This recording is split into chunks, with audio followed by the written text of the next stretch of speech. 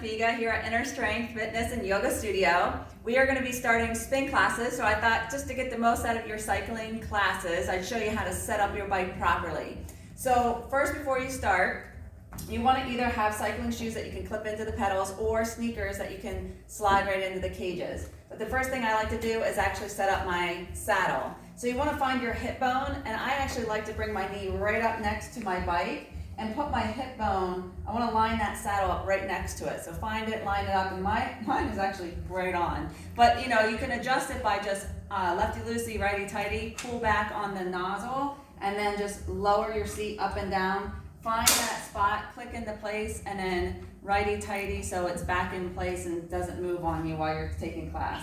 Bring your knee back up, line it up with the saddle, and you're good to go. As far as the handlebars go, they're more or less a preference. Mountain bikers like to ride with the handlebars a little higher. Road bikers like to ride with them a little lower. So you can adjust that to wherever you like them to be. But the knob is the same. Lefty-loosey, pull it out, slide it up and down, let it lock in place, and then righty-tighty to lock it back in place.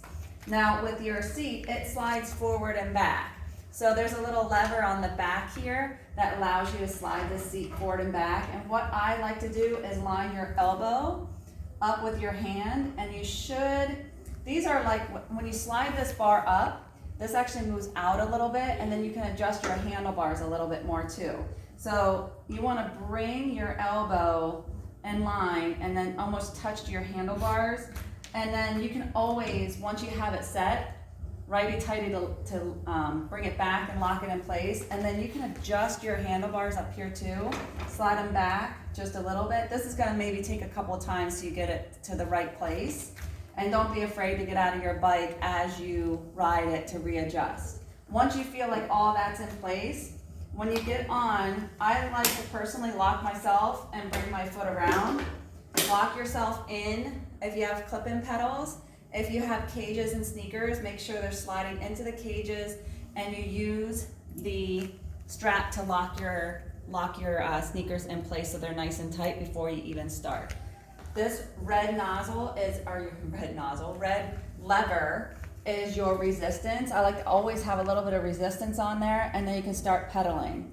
The way you know you're lined up correctly is when you come forward, you have a nice flat back, you're not hunched over really far, and you have a nice slight bend in the elbows, but you're not completely locked out. So it's like nice and relaxed up here.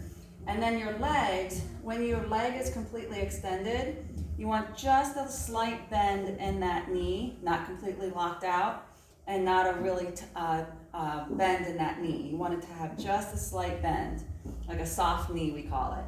And then when you bring your legs, you'll know your seat's in the right spot, and I can already tell my seat's too far forward. Your knee will be right over the middle of that sneaker, and when you bring your foot forward. So I already know that my seat's too far forward, so I'm going to slide it back a little bit, and then readjust, and come back into the saddle, and look at my knee again. Yep, right over, glance right over my knee. It's right in the middle of my laces, and that's how I know my knee is set up correctly. You don't want it too far forward, and you don't want it too far back.